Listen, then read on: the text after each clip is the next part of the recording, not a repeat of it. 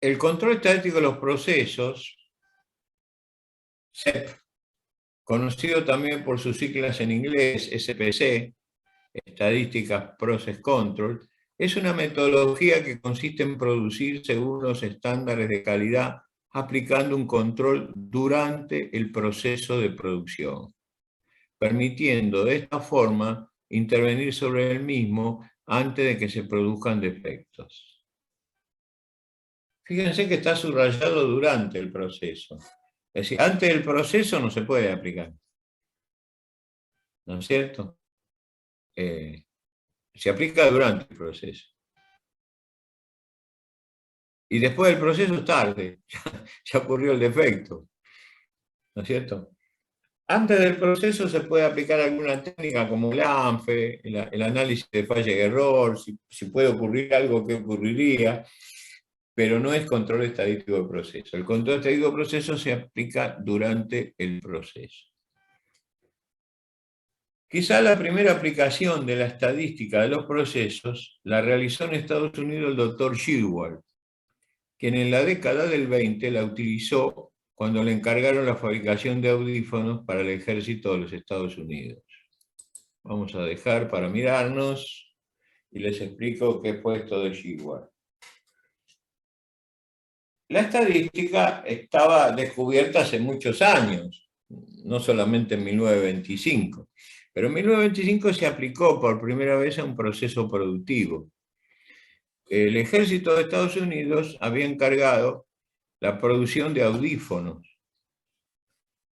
Hoy los audífonos tenemos materiales plásticos, o sea que se pueden adaptar. Yo tengo acá, ustedes también deben tener, ¿no?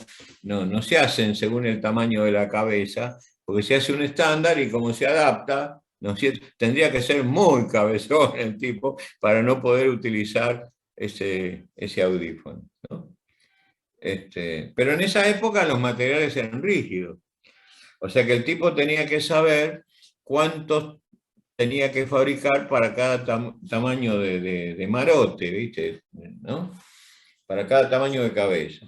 Entonces tenía dos alternativas. Los medía a todos, imposible. Imaginen, medir a todas las cabezas de todos los soldados de Estados Unidos, y carísimo, ¿no? O aplicaba la estadística. Entonces, la estadística era aplicable, porque fue la primera vez que se aplicó a un caso industrial, el caso de Sugar, que le aplicó a Estados Unidos. Y esto es así. Supónganse que ustedes quieren saber cuál es la altura de todos los habitantes de un pueblo. Vamos a suponer de Pilar.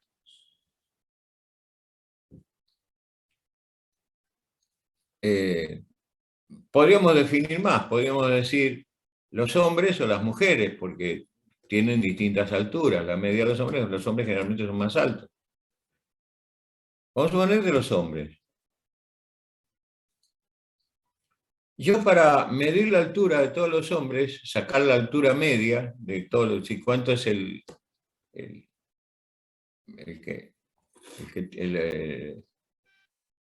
representativo, ¿no? De la altura media, el promedio. Yo tendría que medir a todos los tipos, eso es carísimo. Imagínense, tengo que hacer un día como el censo, igual que hoy, no dejar salir a nadie de la casa, y después pasar con un metro y medirlo a todos. Además de ser carísimo, es casi imposible, porque imagínense, hoy estuve viendo que algunos abrieron los negocios, qué sé yo cuántos, escapan, o sea que no sería tampoco exacto.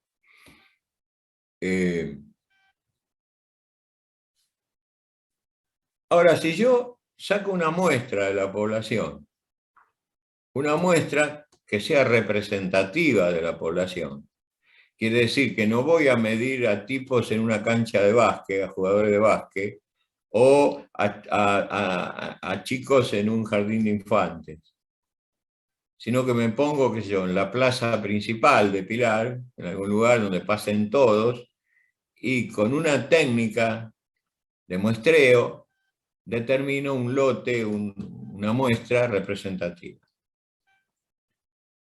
Entonces yo estudio esa muestra y saco cuál es el promedio de esa muestra. ¿Sí? El promedio de esa muestra no va a ser exactamente el promedio que tendría si yo hubiera medido al universo de todos los hombres de Pilar y hubiera calculado. Pero es muy próximo. La diferencia es muy cercana. Y como el costo es mucho más barato, se adapta a eso. ¿Se entiende esto? Ahora, las condiciones son que yo tengo que tener una muestra representativa. Ahora cuando veamos un poco de estadística, van a ver qué es una muestra representativa. No vamos a estudiar muestreos, porque este no es un curso de estadística. Pero hay técnicas de muestreo que te dicen cuántas personas tenés que tomar para tener una muestra que sea representativa. Ustedes conocen las encuestas que nos bombardean con encuestas de política, de cualquier cosa, de consumo, etcétera, etcétera. A veces la muestra no es representativa. Las encuestas de política suelen ser a veces tendenciosas, entonces te toman una muestra que le dé lo que quieran ellos. ¿No es cierto? Y la de consumo, y bueno, los tipos tienen que vender, o sea que se supone que las harán más exactamente. Nosotros vamos a hacer el control de estadístico de una producción. Estudiamos esto para la producción, para el lugar donde trabajamos. Entonces necesitamos que sea exacto, o que sea lo más exacto posible. Entonces eso es lo que hacemos, y eso es lo que hizo Juhar como primera aplicación de la estadística. Vuelvo a compartir la pantalla.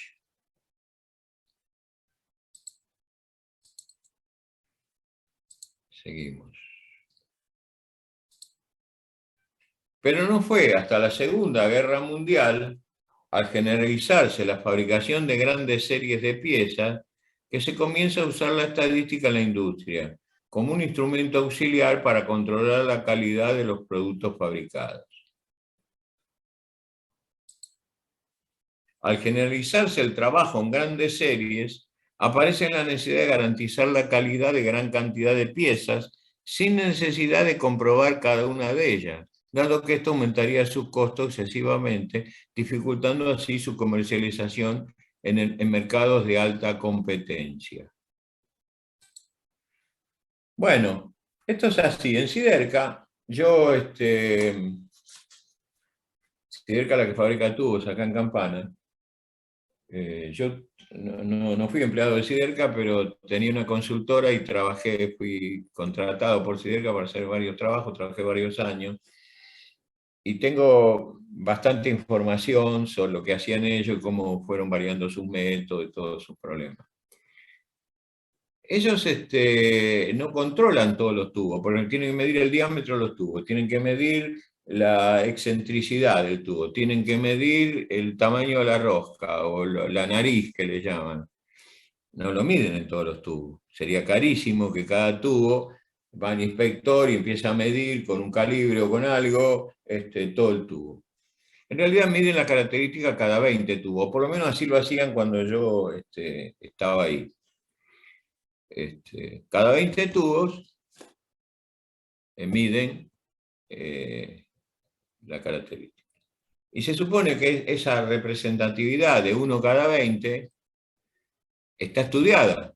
O sea, ellos estudiaron que en su proceso sacar un tubo cada 20 le da una certeza de que están trabajando bien en eso.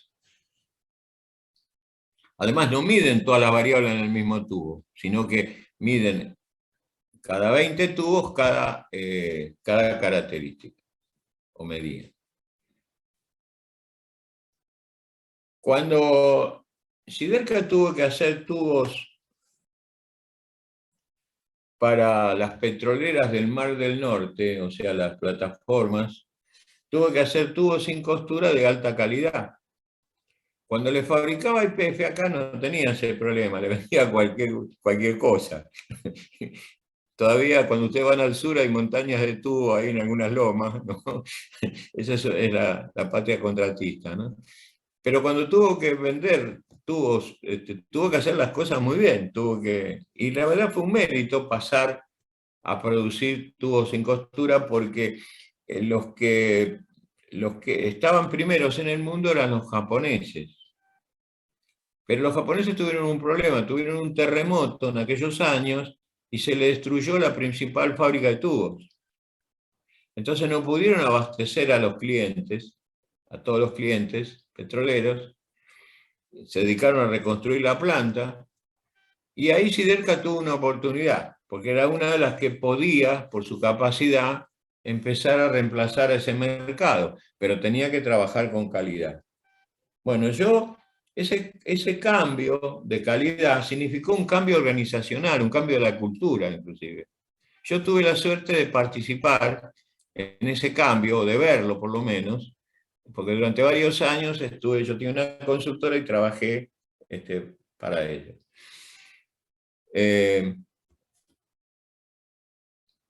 Trabajar con calidad quiere decir que el que le compraba los tubos no iba a controlar la calidad de los tubos, porque tenía que trabajar just in time. O sea, los tubos llegan a la plataforma y los instalan. O sea que si un tubo sale mal, imagínense que hay hasta 10 o 12 kilómetros de tubos colgados de la rosca en el mar hasta llegar al pozo, ¿no? Si se corta una rosca o falla, se pierden todos esos tubos y a veces se puede perder el pozo que está hecho abajo en el lecho marino. Es un costo muy grande. El contrato que tiene Siderca es que si pasa eso, el costo lo paga Siderca, como cualquier costo de un proveedor que entrega con calidad. Entonces, no puede joder Siderca. Tiene que hacer las cosas bien. No es como cuando lo vendía YPF que nadie le reclamaba. ¿Se entiende esto? Bueno. Bueno, por eso se fundió YPF, la fundieron. Varios gobiernos la fundieron. Y ahora cuesta recuperarse YPF. Es una gran empresa, fue la primera empresa petrolera del mundo, nacional, eso no lo sabe mucha gente. YPF fue la primera empresa nacional del mundo.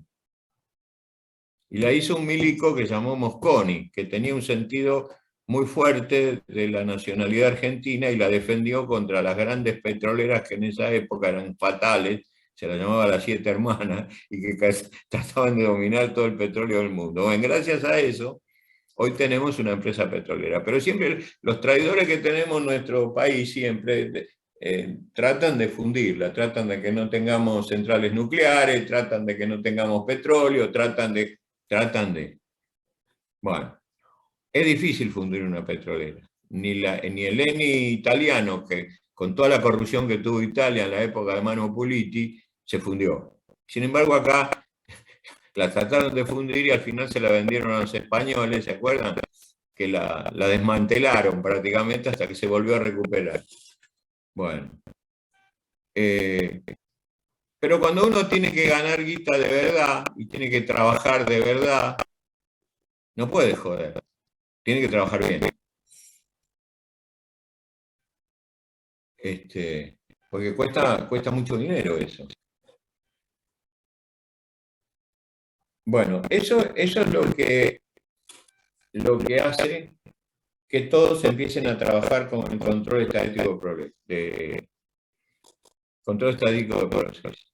Pero había una empresa muy grande que se llamaba Móvil, que era una compradora de tubos muy grande de petróleo, una empresa que tenía contratos en todo el mundo, que le había comprado ya a Siderca hacía muchos años, cuando Siderca vendía los tubos que no eran tan buenos. Y le dejó de comprar porque la calidad era mala.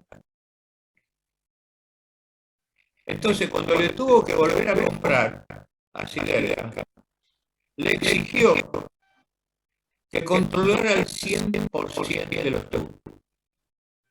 Le dijo, yo te vuelvo a comprar, no tengo más remedio, porque hay pocos. Ahora se cayeron los japoneses, que eran los que producían en gran cantidad. Hay algunos más por ahí, pero necesito comprar. Pero te compro siempre y cuando controles el 100% de los tubos. Y Siderca tuvo que durante 2 o 3 años controlar el 100% de los tubos. Perdió guita, porque eso fue mucho costo. pero lo tuvo que hacer. Al final le creyeron y actualmente ya le cuaja sin que controle el 100% de todo. ¿Está claro? Bueno, ahí les conté una historia real que yo viví de todo el control estadístico. Seguramente ustedes en su profesión van a vivir muchas de ellas en el futuro. Bueno, volvamos a compartir. Donde estaba compartir pantalla, había quedado acá. Muy bien. Sigamos.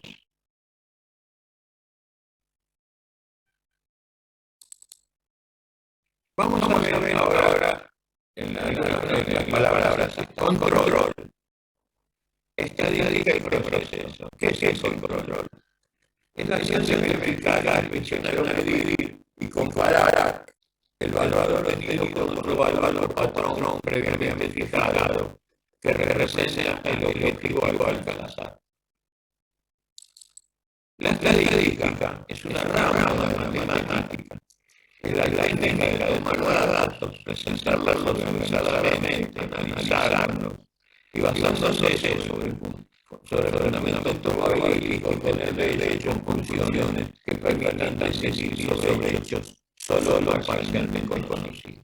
Entonces, es la estadística la que convierte los datos en información.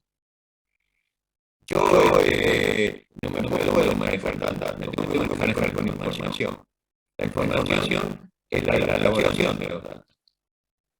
Y los datos no son elaborados, no puedo sacar conclusiones. Por ejemplo, si hago una encuesta, los encuestadores que están haciendo ahora el censo, deben estar sacando porcentajes, todo eso, ¿no? Pero tienen datos. Todavía hoy tienen datos de la... Si agarran una planilla de esas y tratan de medir por esa planilla, todo lo demás se equivocan. Tienen que aplicar la estadística y luego aplicar la estadística van a saber, van a tener información, van a saber el porcentaje de personas, por ejemplo, que viven en viviendas que tienen placas. Y esa es una información. No si Juan tiene huracán. ¿Se entiende? Bueno, y el proceso, ya lo habéis visto, el proceso. Nos apunté anterior, digamos lo que es un proceso. Son una serie de operaciones que desarrolladas en una secuencia determinada permiten obtener un resultado a partir de una cierta condición de entrada que surge de un propósito determinado. Eso es control estadístico del proceso. Existen dos aspectos que caracterizan a las organizaciones actuales. También lo hemos visto. Digamos acá, el enfoque sistémico de la organización, es decir, ver a la organización como un sistema. Yo en los apuntes que le adelanté a los chicos de Pilar, lo vimos, está en esos que yo le dije que lo leyeran con la clase inversa y después cuando tengamos tiempo, si tienen alguna duda me lo preguntan. Y a los chicos de Escobar lo hemos visto en la parte de costos y control de gestión. Así que lo doy por sabido eso, que el enfoque sistémico de la organización es importante y es una característica de las organizaciones actuales. Y el otro aspecto es la orientación a los procesos. Son los dos aspectos. El enfoque sistémico considera la organización como un sistema donde la interacción entre las partes son más importantes que las partes mismas, como interaccionan entre ellas. Y la orientación a los procesos, donde se considera las actividades de la organización, son procesos y se dirigen por las causas que los condicionan. Las causas que los condicionan, ahí tienen un propósito, un proceso de fabricación que tiene 3 procesos, 1, 2 y 3, y el resultado final se obtiene de esto. Pero para que el proceso funcione, para que el resultado sea el adecuado, el requerido, yo tengo que controlar el proceso. A los chicos de Escobar les comenté, no sé si lo tuve tiempo en Pilar, de explicarles cómo había venido, cómo trabajando sobre este mismo esquema, podíamos ver cómo había evolucionado el control de los procesos, el control de la calidad. Eso se ve en el curso de calidad. Como lo tenemos un poco pendiente, quisiera refrescarlo un poco ahora. Entonces voy a dejar de compartir, nos estamos viendo, voy a ir otra vez a compartir pantalla y voy a agarrar la pizarra, que cada vez la estoy aprendiendo a manejar mejor. Esto es lo que hice en la otra clase, esperen, que ahora vamos a borrar.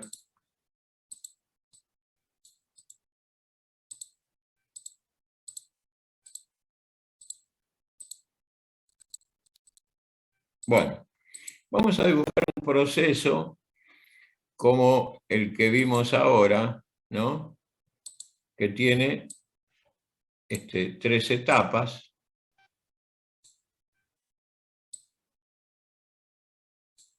¿No? Y que la etapa 1, la etapa 2 y la etapa 3. Acá entran insumos. ¿eh? Este sería el proceso 1, este es el proceso 2 y este es el proceso 3.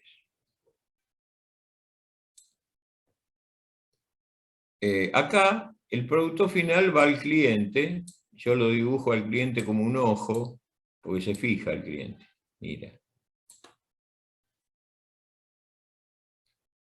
Como vieron ustedes en lo que pudimos ver de calidad en estas pocas clases que tuvimos, el costo de la calidad, el que más cuesta es el costo externo de la calidad. Cuando el producto final malo, el error, llega al cliente. Porque si llega al cliente, este es un 80% del costo de la calidad.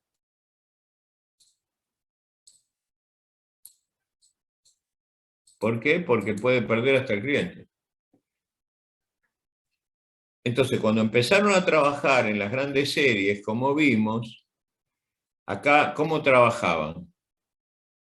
Acá tenían empleados, obreros, que obraban.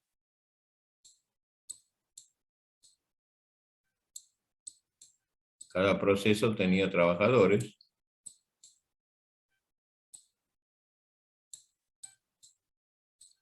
Una cantidad distinta.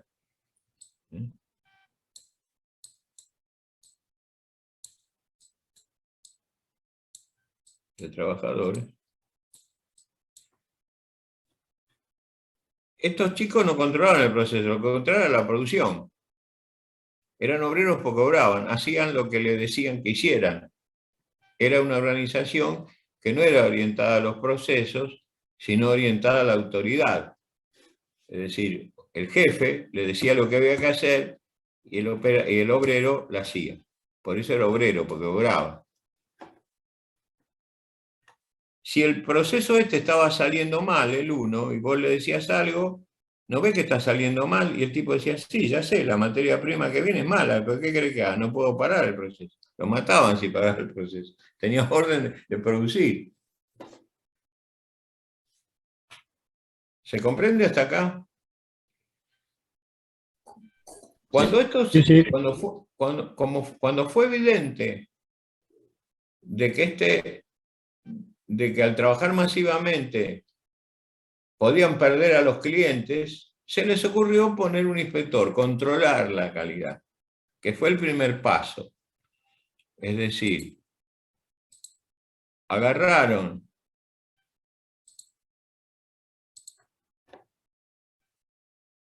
y pusieron un inspectores de calidad, que son estos color rojos.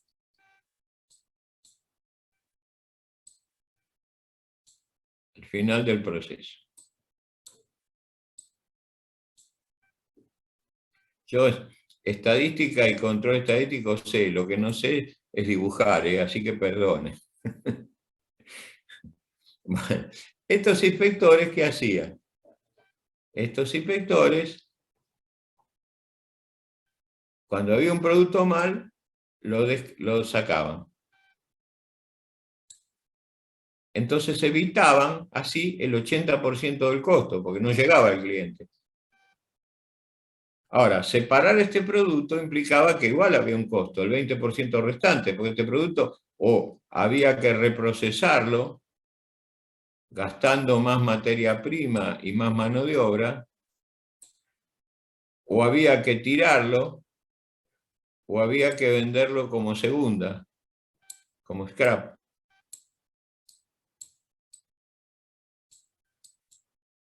O sea, siempre se perdía. Cuando esto se convirtió, empezó la globalización de la economía, la competencia aumentó muy grande en el mundo, había que trabajar sobre estos costos, porque ya habíamos eliminado el 80, nos quedaban 20. El 20 era este que salía por acá. Entonces, lo primero que se decidió es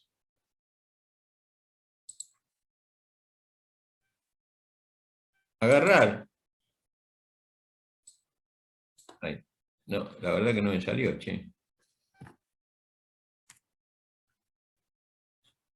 ¿Cómo se selecciona acá? Este.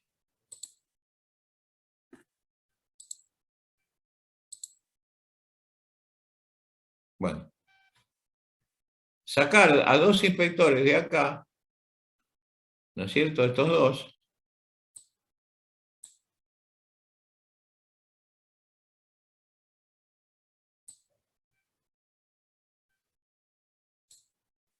parece que no lo puedo mover, ahí está. Y ponerlo acá. Y este otro igual.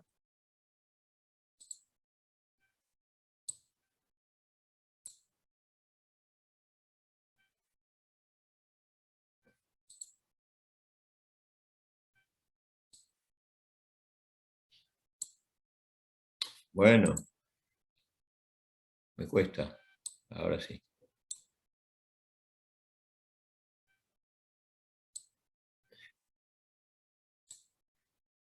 ¿Cuál es la inteligencia de esto? Este tipo controlaba el producto final. Controlaba este producto.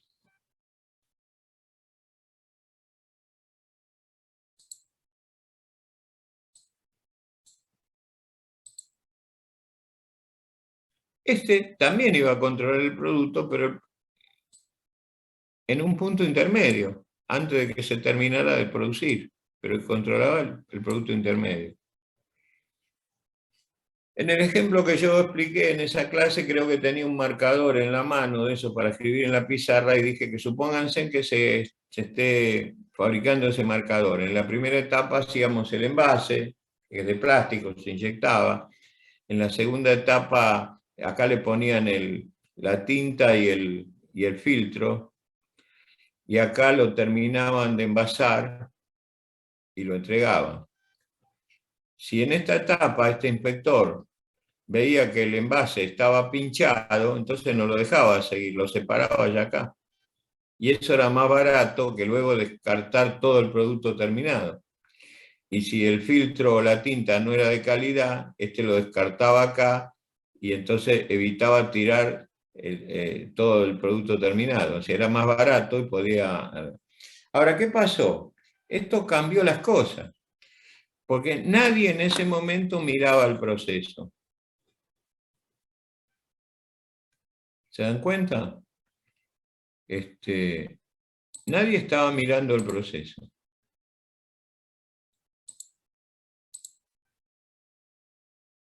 Este inspector miraba el producto final y este el producto intermedio.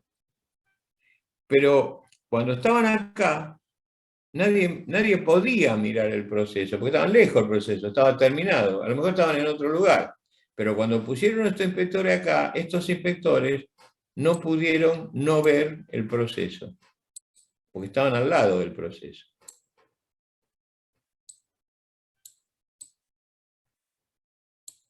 Y entonces empezaron a dar cuenta que los productos salían mal porque el proceso estaba mal.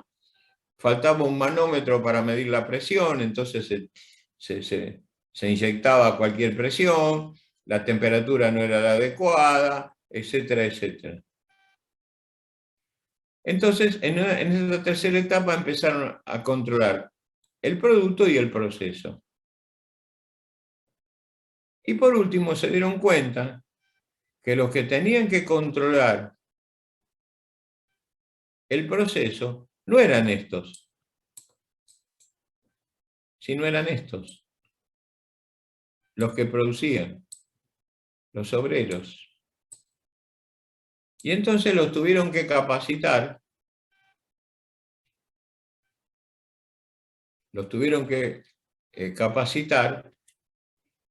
y se convirtieron en operarios. Por eso ya no ingresan a una empresa que trabaje de esta manera gente que tenga sexto grado como antes, sino que tienen que tener educación secundaria o técnica, porque además de tener capacidad para estudiar, se los debe capacitar y se les enseña el proceso, o sea, a ellos se les enseña cómo controlar el proceso y cómo parar si es necesario que está mal para seguir haciendo las cosas bien. ¿Se entiende esto? Sí, profe. ¿Escucho? Sí, sí. Sí, sí. Bueno, vamos a borrar entonces.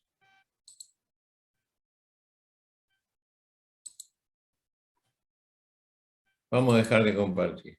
Bueno, esa es la evolución que tuvo a lo largo del tiempo. ¿Y por qué ahora controlamos el proceso? Como decimos en calidad, cuando nosotros hacíamos el control de calidad, el inspector al final, lo que hacíamos era autópsico. Era como hacer la autopsia a un cadáver.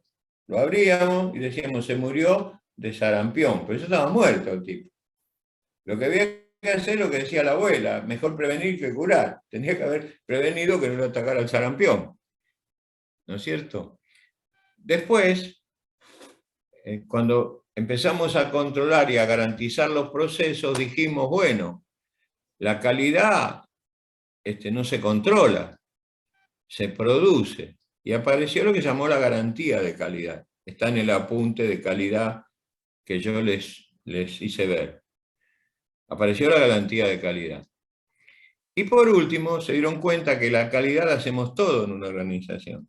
O sea, no solamente el que controla la calidad del producto o el gerente de calidad, etc., sino que toda la organización tiene que trabajar con calidad para que el producto, para que la organización sea una organización de calidad y produzca cosas con calidad. Así que volvamos a nuestro apunte. Bueno, acá tenemos los tres procesos que dijimos hoy y tuve que explicar todo con los inspectores. Pero esto es un proceso, acá lo estamos explicando para saber qué es la orientación a procesos. Quiere decir que yo lo que tengo que controlar son los procesos, como expliqué, no el producto que sale. Por supuesto, al inspector final lo dejé, porque estadísticamente puede ser que alguno, aunque lo controle, salga mal, y no quiero que llegue al cliente ese producto porque me puede costar un cliente.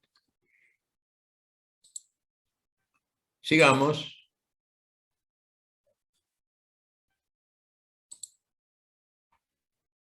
Las causas que condicionan a los procesos están relacionadas con la influencia que tienen en ellos las variaciones que se producen en los siguientes factores. Cosa que ustedes ya saben también porque están en los apuntes de calidad. Las personas, las máquinas, los materiales, los métodos y las condiciones ambientales. Es lo que llamamos las 5M. Las 5M le dicen los yanquis porque le ponen siempre letras para hacer cosas fáciles. Acá dicen mano de obra, por eso las personas serían mano de obra, máquinas, materiales, métodos y medio ambiente. Por eso serían 5M. Nosotros preferimos distinguir las personas porque las personas es la parte más importante de la calidad. Primero que las personas no son recursos. En los premios de excelencia, como el premio de la calidad, nosotros no hablamos de recursos humanos, hablamos de gestión de las personas. Porque las personas no son recursos, como los materiales o los tambores, ¿no? Lo más importante en la calidad son las personas, porque son las que hacen la calidad y la hacen para otras personas. ¿Mm? Es por eso que todos los procesos varían. Como las causas que condicionan los procesos están establecidas por estos 5 elementos, pequeñas variaciones en estos elementos en conjunto hacen que los procesos varíen. Las causas de variación de los procesos son 2. Las causas comunes y las causas asignables o especiales. Las causas comunes son causas inherentes al propio proceso. Pequeñas variaciones en los 5 elementos que influyen sobre el proceso producen esas variaciones. No se pueden evitar, son propias del proceso y no son responsabilidad del operador. El que está operando el proceso no es responsable de esa causa. Las causas especiales que se producen durante el desarrollo del proceso son las causas asignables, como el desgaste de una herramienta o la rotura de un rodamiento. Sucede algo que hace que el proceso esté mal, se haga mal. Acá el proceso continúa, no se para el proceso. Las variaciones esas producen causas que son lógicas del proceso. Acá sí hay que parar el proceso. Se evitan parando el proceso y corrigiendo. Se detectan con el control estadístico del proceso y son responsabilidad del operador. Estas sí son responsabilidad del operador. Cuando actúan las causas comunes, el proceso es predecible, porque se va a producir siempre igual, si no pasa algo. Si no pasa una causa asignable, siempre se va a producir de la misma manera. Volviendo al ejemplo que hablamos hoy de Siderca.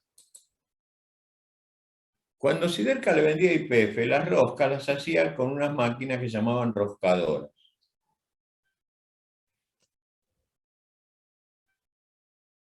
Entonces tenía mucha variabilidad y no cumplían con la especificación. Algunas sí, algunas no.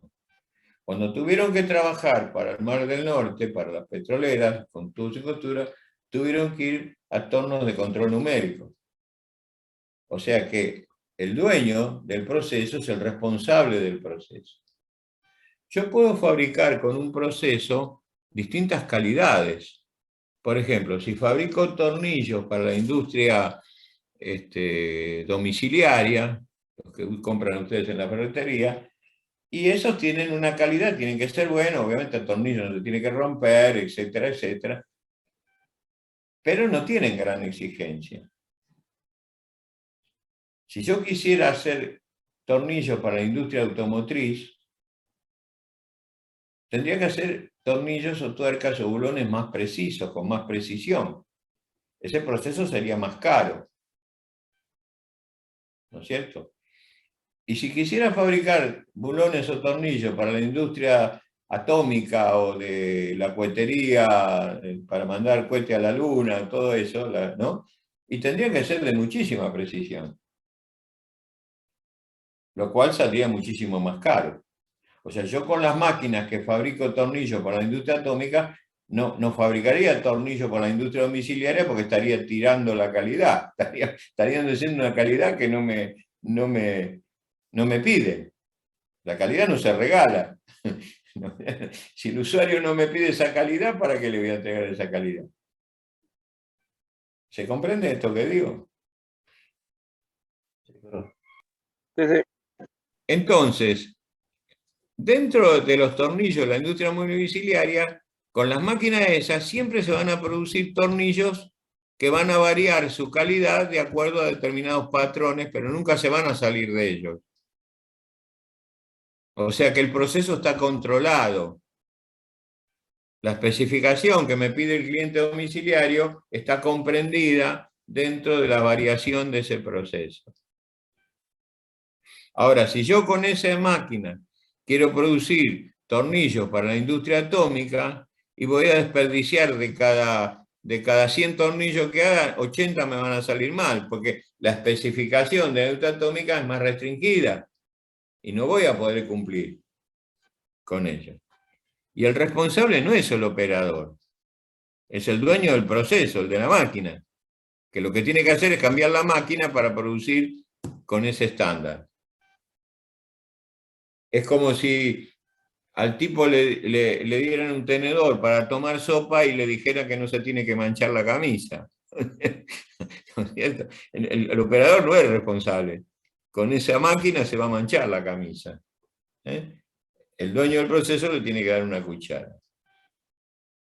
Bueno, eso es lo que queríamos decir cuando estábamos hablando de las cosas comunes y asignables. Vamos a volver. Causas comunes son cosas inherentes al propio proceso, son las pequeñas variaciones en los 5 elementos, el proceso está controlado y no son responsabilidad del operador. No se pueden evitar tampoco y son propias del proceso. Es la huella digital de ese proceso. Ese proceso va a producir siempre así. No hay que pararlo, es predecible. En cambio, cuando aparecen las causas asignables, este proceso que estaba trabajando así deja de trabajar, pues se rompió un rodamiento, se cortó una correa, se desgastó una herramienta que estaba produciendo y entonces el proceso varió y hay que pararlo porque si no, no es predecible. Esto, las causas asignables, para eso está hecho el control estadístico de proceso, para detectar esto y trabajar en consecuencia. Acá vemos a su vez la evolución del control, es una reiteración de lo que vimos, visto de otra manera, ¿no? Antes el control del producto ya terminado, después control del producto durante el proceso, cuando pusimos el inspector en el proceso, después el control del producto y del proceso, y por último, el control continuo del proceso efectuado por el mismo operador. Se pretende, en definitiva, pasar de una estrategia de detección, que era esta, de defectos, a una estrategia de prevención de los mismos, que es esto. Acá lo tienen en otro cuadrito. Esto era un proceso de detección. El inspector que miraba acá, más o menos parecía al que le hice yo, ¿no? Para que no llegara el cliente y lo separaba, entonces siempre se perdía porque había que reprocesar. Y queremos pasar de esa estrategia. Esta estrategia lleva a que se inviertan materiales y mano de obra en productos y servicios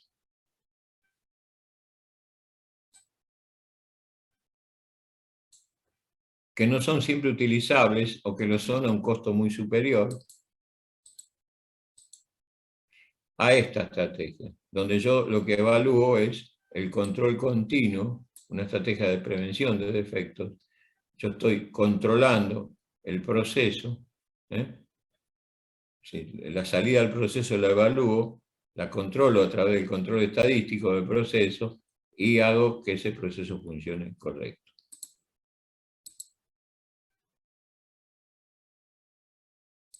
O sea, que corregimos el proceso cuando indican las técnicas estadísticas, sin que se hayan producido piezas defectuosas, evitando así mayores costos.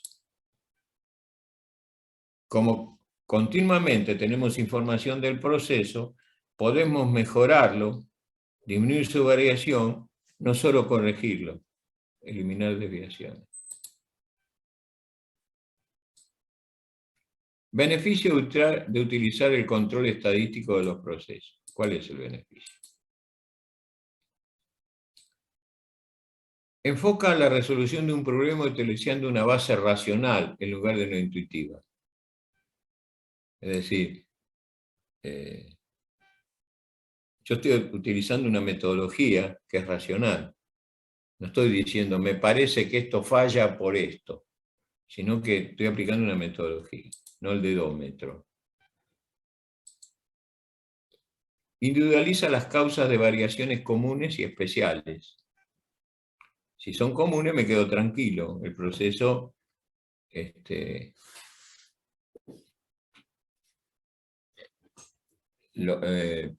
va a mantener a través del tiempo, es predecible.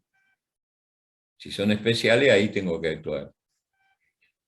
Y si el proceso que va a través del tiempo no me convence porque tengo un cliente más exigente, bueno, tendré que cambiar el proceso. Genera un lenguaje común para discutir los hechos. Hoy los hechos de calidad se discuten no solamente entre la gente de producción, sino a veces en equipos de mejora, entre los cuales intervienen personas de otros sectores, por ejemplo, de compras. Entonces, este lenguaje, a todos se lo capacita en control estadístico y todos saben, con un lenguaje común, interpretar lo que está pasando. Sienta las bases para la mejora continua. Da conocimiento de la calidad de lo que se produce, procesa o utiliza. Aumenta la satisfacción del cliente al garantizar la calidad en forma continua de los productos y servicios que se le brindan. Al reducir la generación de descarte, de retrabajo y de inspecciones innecesarias. Incrementa la productividad al identificar y eliminar las causas de situaciones fuera de control.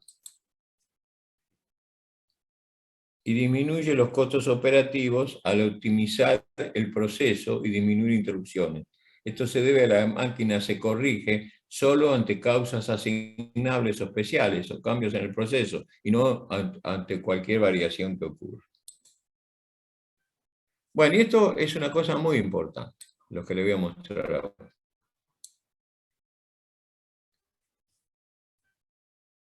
Uno de los problemas que existe cuando uno quiere eliminar costos, o que tuvieron las empresas, es que para hacer calidad tenés que gastar dinero. Sobre todo en las pymes.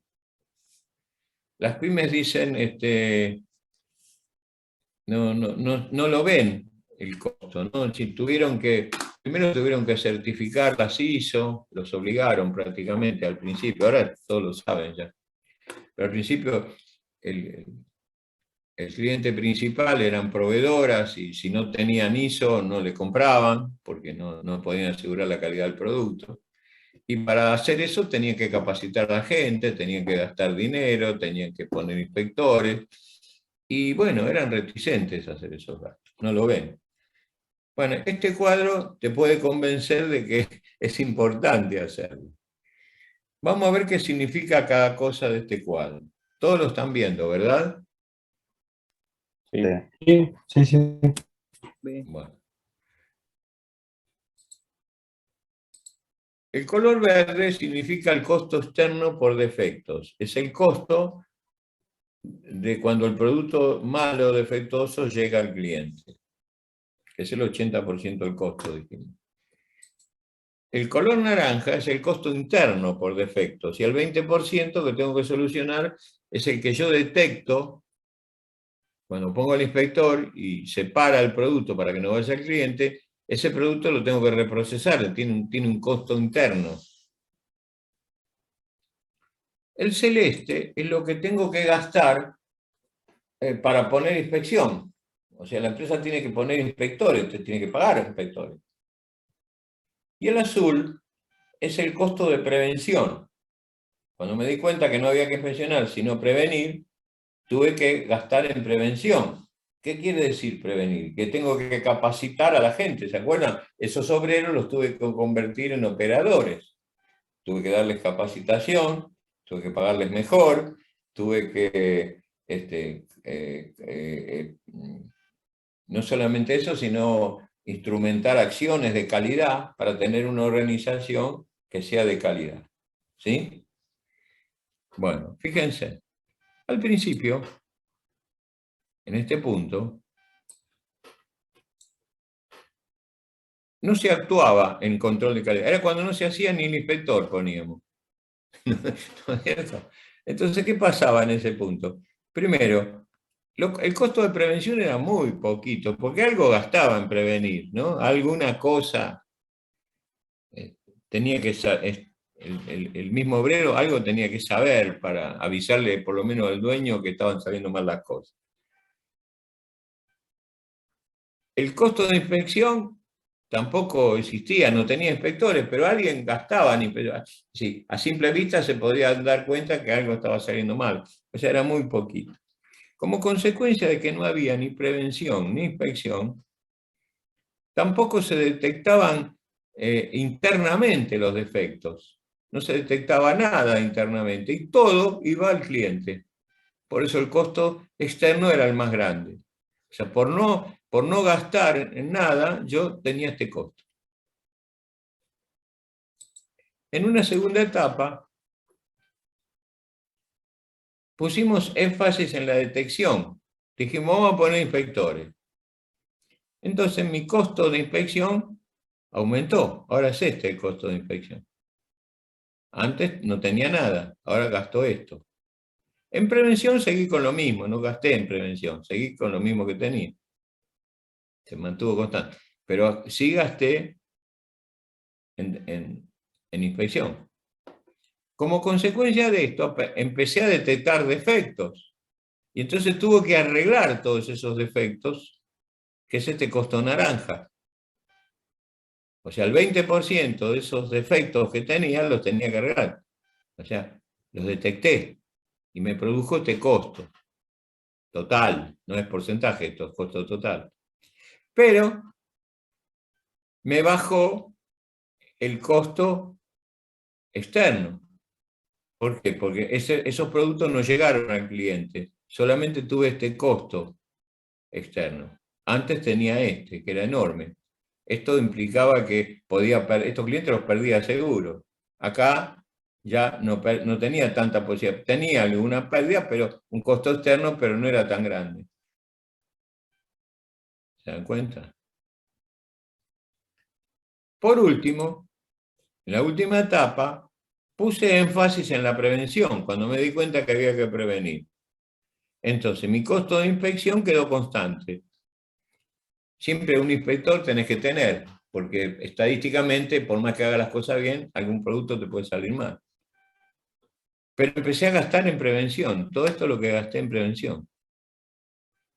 No gasté muy poco, gasté muy poco en un inspector nada más, por la duda, y me bajaron, como los productos salían bien, me bajó la detección, los costos internos, porque detectaba menos productos malos, pero no porque no los controlara, sino porque no los tenía, salían bien. Eran más los que salían bien que los que salían mal. Acá tenía cero de costo interno porque no lo detectaba. En realidad, todo ese costo se trasladaba en el costo verde. Acá, yo detectaba un costo muy grande porque empecé a detectar con el inspector y tenía este costo porque tenía que reparar todo esto. Ahora, como yo detectaba también interno, pero eran menos, tenía que reparar menos porque habían salido bien. Y por supuesto bajó mucho también el costo externo por defecto. O sea, siguió en ese costo aleatorio que alguno va a salir mal. Fíjense, esto quiere decir que por no gastar esto, el costo de impresión y este segmento, el empresario está perdiendo este costo. ¿Se dan cuenta?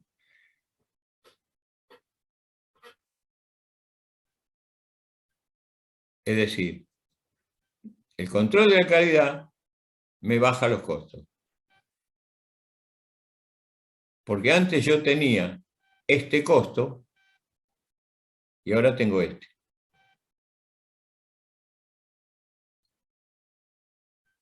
¿Se entiende? Sí. Sí, profe. Sí, se Bueno, entiende bien. esto Acá lo ven en un gráfico, pero se puede hacer un problema. Yo, si tenemos tiempo, vamos a hacer algún problema con números para ver que esto es así. No es que inventamos un gráfico acá para mostrar los colores, ¿no? Sino que es así. Y esto es lo que pasó en la historia de la calidad. ¿Eh? Bueno, sigamos. Bueno, ahora tendría que meterme un ratito en la estadística. Hoy hablamos un poco de lo que es la población, que es el conjunto total de datos numéricos asociados a una variable, es el conjunto total de datos en estudio.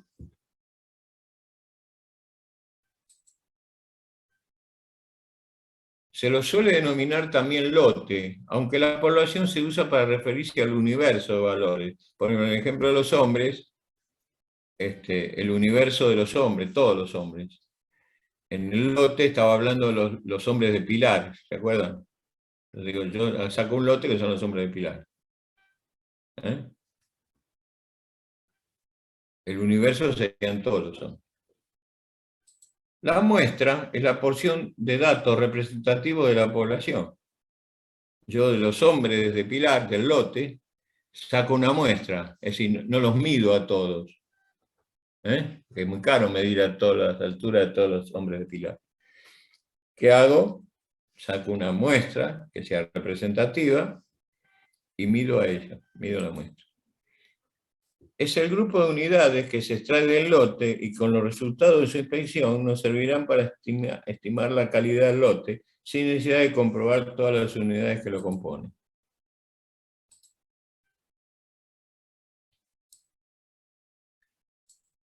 ¿Qué es la distribución de frecuencias? Es la relación que existe entre los valores que toman las características que se está estudiando y la frecuencia con que se repiten dichos valores.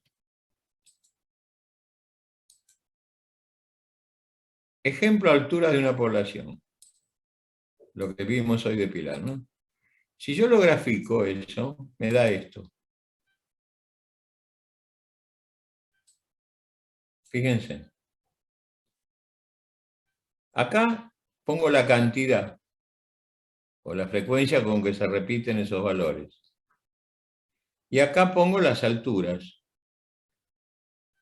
Por eso esta es una distribución de la frecuencia con que se repiten esas alturas. El promedio estará en el medio, acá. Aparentemente es 1,66. Sí, la mayor cantidad de hombres miden el promedio 1,66. Quiere decir que hay hombres que miden 2 metros, 1,95, 1,90, pero también hay algunos que miden 1,56, 1,60, inclusive 1,45. Esto depende de dónde tome, ¿no? Si yo tomo la altura en Alemania, seguramente la media estará más desplazada hacia las alturas más grandes. Si lo hago en Japón, estará desviada hacia la izquierda. Pero esta es una distribución como esta. Esta curva se llama campana de Gauss, porque fue Gauss el que la construyó, el que la definió. Esta curva no corta el eje, es asintótica. ¿Por qué? Porque siempre es posible encontrar un hombre que mida más de 2 metros. O encontrar un enano que mida menos que el último enano que encontramos. Pero cada vez más difícil. Como cada vez más difícil, se hace asintótica. Esta curva es característica de las distribuciones normales. El 85% de las distribuciones físicas de todas las cosas que hagamos son normales.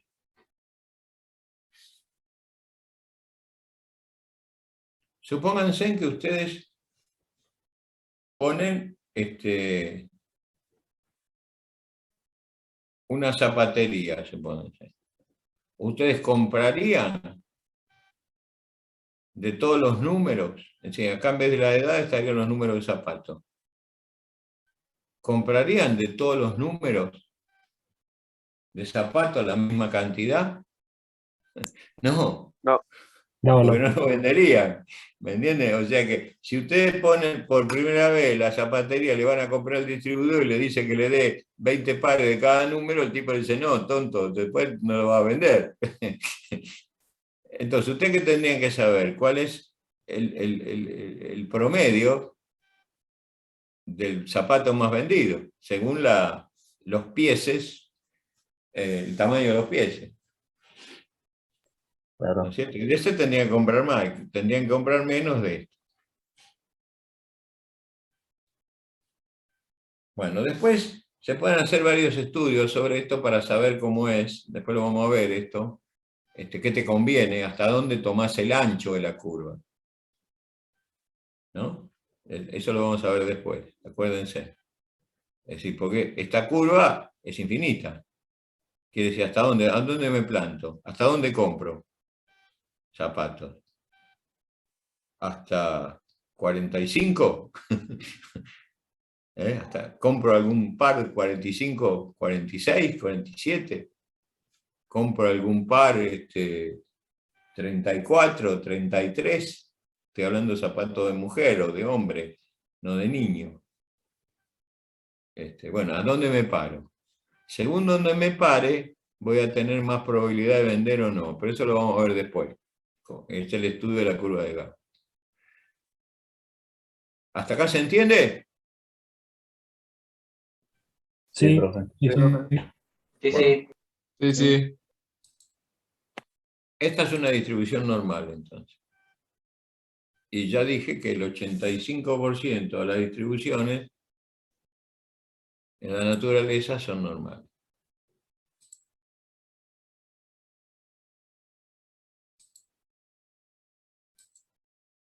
¿Qué pasa? No me anda ahora.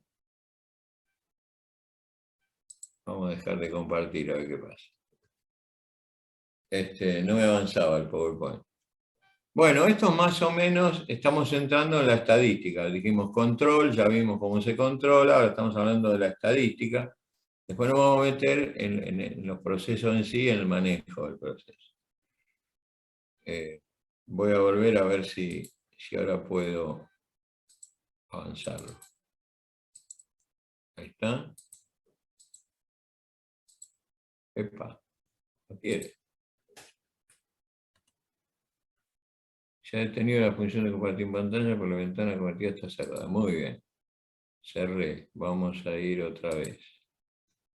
Acá. Me había quedado acá. Ahora vamos acá. No quiere avanzar, che. Ahí está. Ahora sí.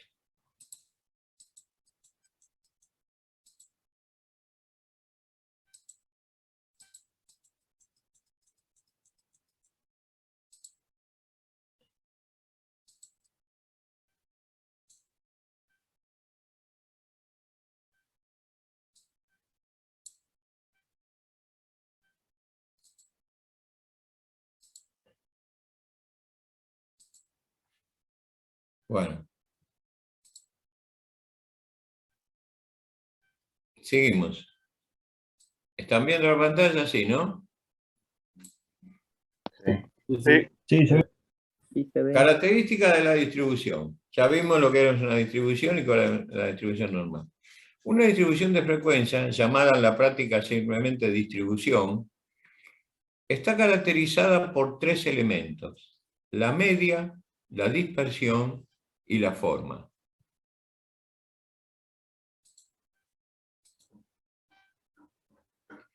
La media es el promedio, el valor del centro, Se identifica con una raya arriba de la X, que indica la media. Es la sumatoria de todos los valores dividido n, el número de valores. Es el promedio. Esa es la media, ¿sí? La dispersión da una idea de cuán dispersos están los valores de la muestra, el valor promedio o media. Está relacionado con el ancho de la campana, con este ancho. Ahí tenemos una curva con menor dispersión y acá una con mayor dispersión.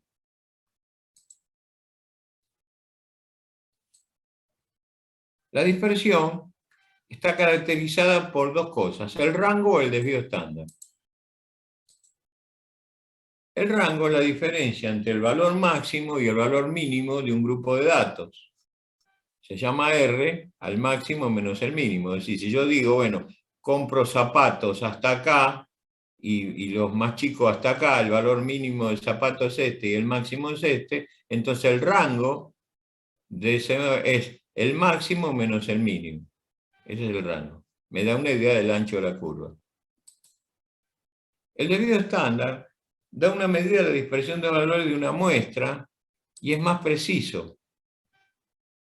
Porque fíjense, lo que hace el desvío estándar es, toma cada valor, lo resta de la media, lo eleva al cuadrado, le hace la sumatoria, lo divide por n-1 y le saca la raíz cuadrada. Es decir, esto es un cálculo matemático que te da el desvío estándar, que es más preciso que el rango. ¿Por qué? Porque estas tres curvas tienen el mismo rango, sin embargo tienen distinto desvío estándar.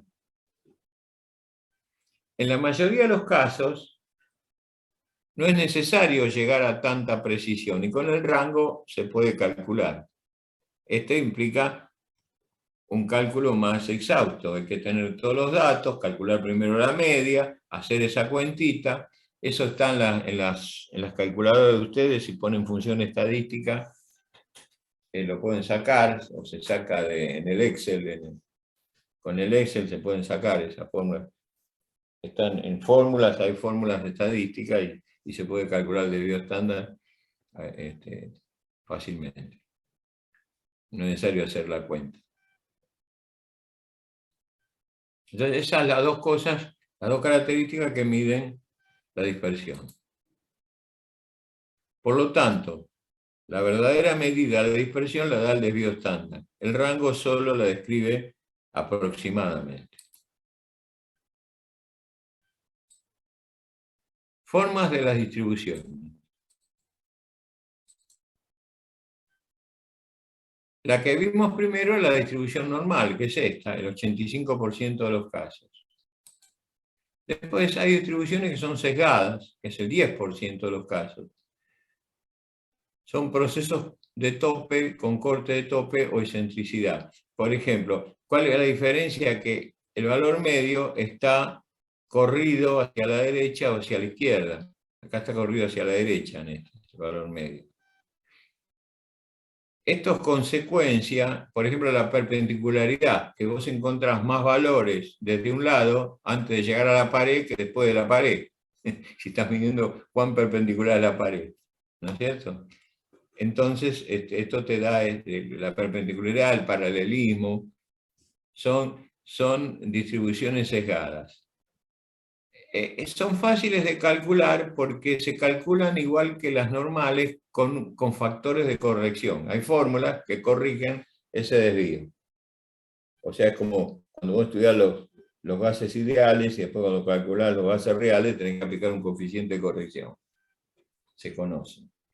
O sea, fíjense que ahí tenemos el 95% de los casos de distribuciones. ¿Cuáles son las distribuciones que son el 5% de los casos? Son las distribuciones irregulares. Algunos casos son fáciles de descubrir, como este, por ejemplo, que son dos distribuciones juntas. Esto es porque se están tomando muestras de dos máquinas al mismo tiempo. En vez de sacar muestras de una máquina y de otra, las dos tienen usillos diferentes y entonces están desplazadas. Entonces, cuando yo hago el estándar de las muestras, me da una curva que es tipo. Entonces, lo que tengo que hacer acá es tomar bien las muestras de cada máquina por separado. Hay otras que son difíciles de entender, como estas, o más irregulares. Se deben, en realidad, a procesos que todavía no se conocen bien, que intervienen muchas variables. Esto las manejan los investigadores, en realidad. Son estadísticas que utilizan los investigadores que están estudiando procesos nuevos para saber de qué dependen las variables. y aplican distribuciones que no son las normal ni las sesgadas, sino distribuciones del tipo t-student o alguna de esas, que son propias de análisis matemáticos complejos. Nosotros esto no lo usamos. O sea, lo que vamos a ver en fábrica son esto o esto. Esto lo usan los investigadores, nada más. O sea, en una empresa puede ser que haya un proceso nuevo, pero esto no lo va a investigar la gente de calidad o de proceso, lo van a estar investigando gente de investigación.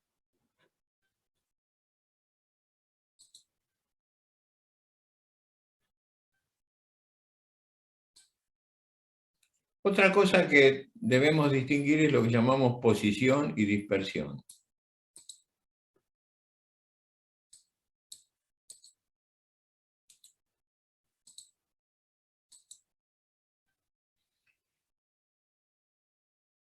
Ahí tenemos un blanco y un tirador que tira con un arma de precisión, o sea que tiene poco, se abre poco, ¿no? Entonces el tipo tira, como no tiene buena puntería, le erra al blanco. Después centra, empieza a centrar, hasta que da en el centro. Este es característico de un proceso que está descentrado, ¿no es cierto? Entonces el operador, que es el que tira, lo centra al proceso. Tiene igual dispersión, o sea, la dispersión está marcada por esta curva de Gauss, o sea que fíjate, acá tiene, es un arma de repetición, tira varios tiros, ¿no? Entonces algunos, los que están más acá son menos, los que están más en el centro son más, entonces tengo esa curva de Gauss. La curva de Gauss no varía, porque no cambia la dispersión, tiene igual dispersión, lo que tiene es distinta posición. Este ejemplo es un buen tirador que tira primero con el arma esta y da en el blanco de entrada. Después le dan una escopeta. Le pega también al blanco de entrada, pero con mayor dispersión, ¿ves? ¿Por qué? Porque la escopeta abre. Y después le dan una escopeta de caño recortado. Entonces le pega a todo el blanco y a todo lo que están atrás también. Fíjense en que lo que cambió es la dispersión. ¿Ven la curva de Gauss? Entonces este es un proceso que tiene igual posición, no ha cambiado la posición, pero tiene distinta dispersión.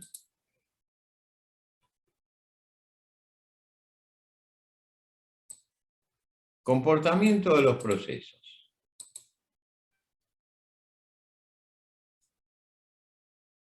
Si un proceso está controlado,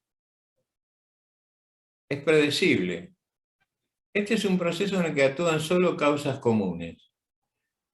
O sea, el proceso de fabricación de tornillos domiciliarios. ¿No es cierto? Yo con esas máquinas produjo esos tornillos y tengo esta variación. Mañana lo mismo, pasado lo mismo, en el tiempo siempre va a ser igual, porque actúan causas comunes. Si que yo quiero que esta curva sea menos ancha o más esbelta, tengo que cambiar de proceso. Este proceso produce un proceso controlado, por eso es predecible. Acá están gobernados solo por causas comunes. Y acá tenemos un proceso fuera de control. Su promedio de dispersión varía a lo largo del tiempo. Hoy produjo así, mañana de esta manera, pasado pasa esto, acá se me rompió una correa y tengo esto de nuevo. El proceso está gobernado por causas especiales, asignables, y no es predecible. Yo no puedo predecir lo que va a pasar.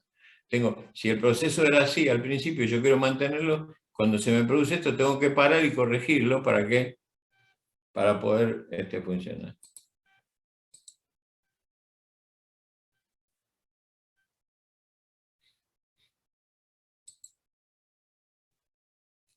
Bueno, hasta acá vamos bien.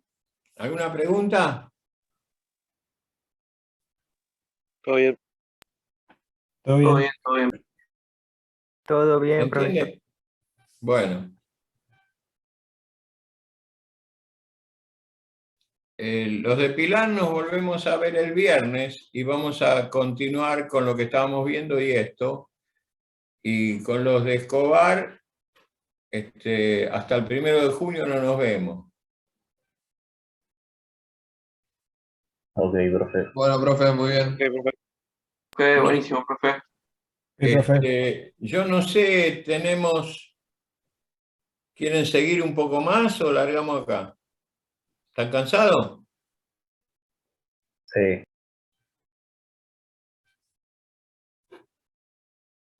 Bueno, lo que sigue le voy a dar Pues un para acá adelanto. mejor. ¿Eh? ¿Qué dijiste? Que si podemos parar acá mejor, porque yo ahora dentro de un rato ya me voy a la Ah, te vas a laburar. Bueno, por eso yo no sabía. Pero bueno, cómo como decían están. todos, ¿no? Bueno, ahora paramos acá, está bien. Pero les quiero mostrar lo que vamos a ver la próxima, un adelanto del próximo capítulo. Entonces, lo que vamos a ver son comportamiento de los procesos, dijimos. Esto ya lo vimos. Y vamos a ver, la próxima vez vamos a hacer una analogía para entender lo que es un gráfico de control. Como los gráficos de control se aplican a distintos procesos en la industria que pueden ser muy diferentes, yo para explicar los gráficos de control hago esta analogía para facilitar la explicación, que es una autopista donde lo normal es que los autos circulen por el centro de los carriles, ¿no? Tenés 3 carriles y no se salgan del carril adecuado a la velocidad que llevan. O sea que hay una especificación acá que la da vialidad, ¿no? Que dice, bueno, los carriles tienen que tener tal ancho, eso es lo que tiene que cumplir el proceso este. El auto que ande acá tiene que cumplir con este proceso. Bueno, vamos a hacer la próxima clase una analogía con esto y vamos a estudiar lo que son los gráficos de control. El apunte sigue explicando cómo se construye un gráfico de control. Eso no me interesa a mí porque este no es un curso, es un curso de calidad general. O sea que vamos a ver algunas cosas solamente de esto. Y después, seguramente, después que repasemos todo lo de calidad que ustedes están estudiando, pues yo les hice una clase inversa, les tiré apuntes para que leyeran, vamos a ver que hayamos pasado por todos los puntos. Vamos a seguir con otros temas como es mejora continua y herramientas de solución de problemas, que les puede servir en su trabajo de mecánicos. Bueno, chicos, ha sido un placer haber tenido una video. Es mi primera video que tengo con 2 cursos a la vez, tan distantes. Así que bueno, espero seguir individualmente con ustedes. Espero que la clase les haya resultado interesante y buena. De día que quedemos parada por el 60. Si alguno tiene algo que comentarme, que se quede. Yo soy el último siempre que cierra, porque siempre cuando hay algún comentario individual, alguien me quiere hacer una pregunta, que a lo mejor no necesita que estén todos. Entonces, si alguien quiere hacerme alguna pregunta sobre algo o preguntarme algo que desee, los demás vayan cerrando y yo soy el último que cierra. Hasta el viernes. Chao.